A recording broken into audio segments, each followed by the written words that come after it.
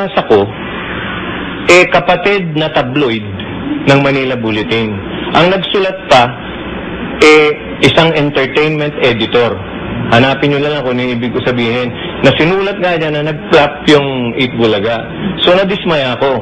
Kaya sa oras na to, ako po yung nagre-resign sa Manila Bulletin. Ako po yung nagre-resign.